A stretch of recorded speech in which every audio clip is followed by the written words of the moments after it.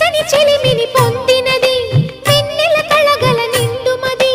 కాటుక చీకటి రాత్రికి బాటను చూపే నేస్తమది